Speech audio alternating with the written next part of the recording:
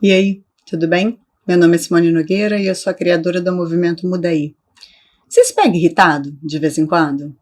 Eu me pego. E eu não gosto de me sentir assim, porque eu percebo que eu saí do meu centro de equilíbrio e logo me sinto mal por ter perdido a paciência com alguém. Mas o que muita gente não se dá conta é que perceber que a gente também se irrita com a nossa própria reação, por si só, já mostra que a gente está tomando consciência das nossas emoções. E esse é o primeiro passo para poder mudar. A gente que está junto, caminhando nesse processo de mudança, de evolução espiritual, a gente se autocritica muito, né?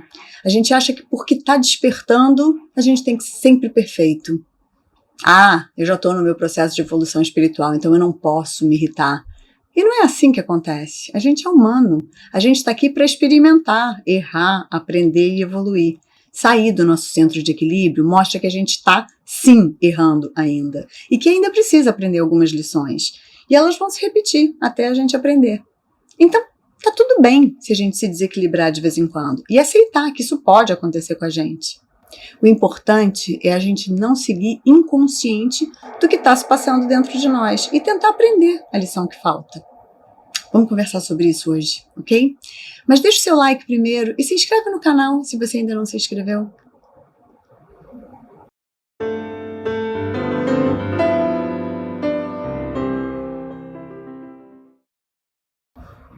Eu já falei em outros vídeos sobre o exercício de vigiar e corrigir os nossos pensamentos e reações. Está aqui o link de um dos vídeos onde eu falo mais sobre isso.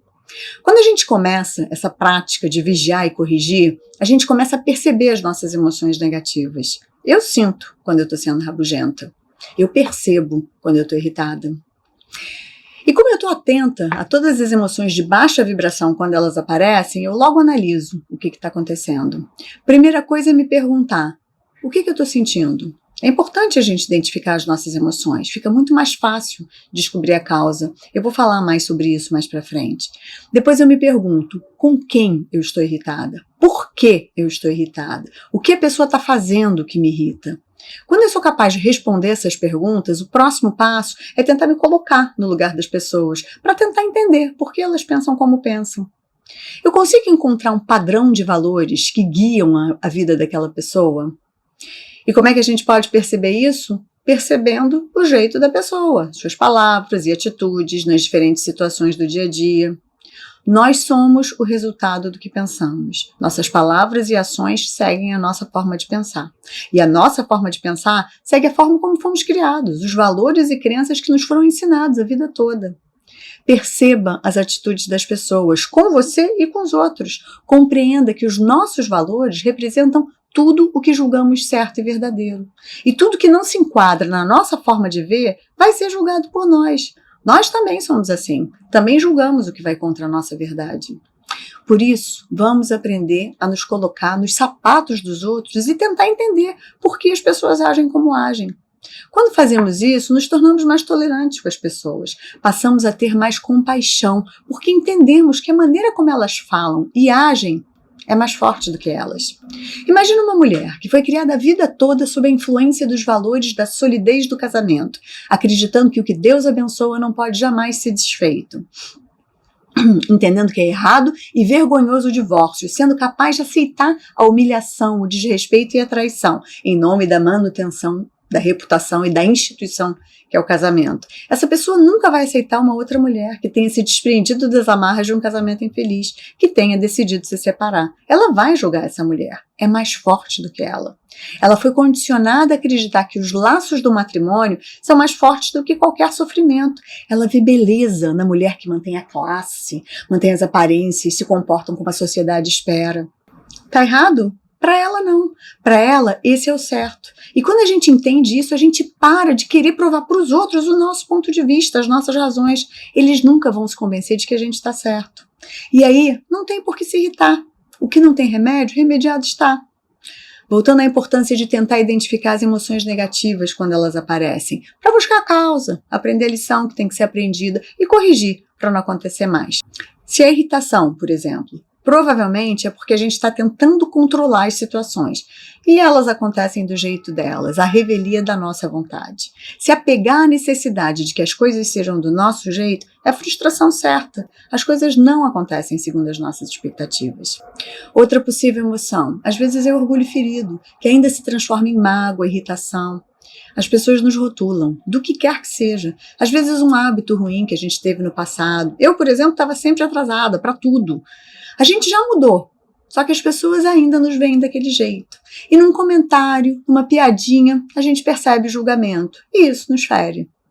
Isso mostra o quanto a gente ainda precisa da aprovação das outras pessoas.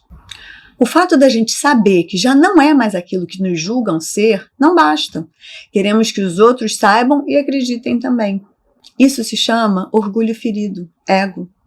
Se reagimos com irritação ou mágoa quando percebemos que alguém está nos julgando, é porque ainda nos identificamos com aquele velho eu.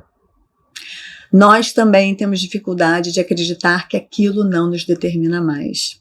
E enquanto focamos no que pensam sobre a gente, deixamos de focar no novo eu que já nos tornamos. Pouco importa o que os outros pensam de nós. Dar ouvido ao que dizem é parar no tempo, é continuar sendo o que dizem que somos. Não se esqueça de que a nossa energia está onde está o nosso foco. Tudo que realmente importa é a gente saber quem a gente é, em quem a gente se tornou, e seguir sendo essa melhor versão de nós mesmos. Vamos aprender a nos tornar invisíveis, invencíveis e invulneráveis a todos os rótulos e conceitos pessoais que os outros nos impõem. Ninguém que brilhou em sua área de expertise chegou no topo se importando com o julgamento dos outros, mas seguindo seu coração, fazendo o que acreditavam ser certo. Você já viu a história do sapinho, que era surdo e estava tentando subir uma árvore muito alta? Ele começou a subir, e os bichos e insetos da floresta começaram a rodear a árvore e gritar para o sapinho: desce, é muito alto, você não vai conseguir, você vai cair e se machucar. E o sapinho olhava para baixo, sorria, acenava com a cabeça e depois virava para cima e continuava subindo, devagar e sempre, até que ele chegou no topo da árvore. Daí ele olhou para baixo e gritou para todo mundo que estava lá embaixo: muito obrigado pelas palavras de incentivo, isso me ajudou a chegar no topo. A gente precisa aprender a tapar os nossos ouvidos para a opinião dos outros e para os conceitos pré-definidos que os outros têm sobre as situações ou sobre a gente. Vamos parar de querer provar para os outros o nosso ponto de vista, as nossas razões. Eles nunca vão se convencer de que a gente está certo.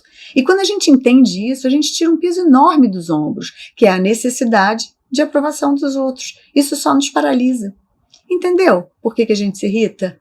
Deixe o outro com os seus julgamentos e preconceitos, eles não vão mudar de opinião. Aceite isso. E siga você com a sua verdade, seguindo o seu coração.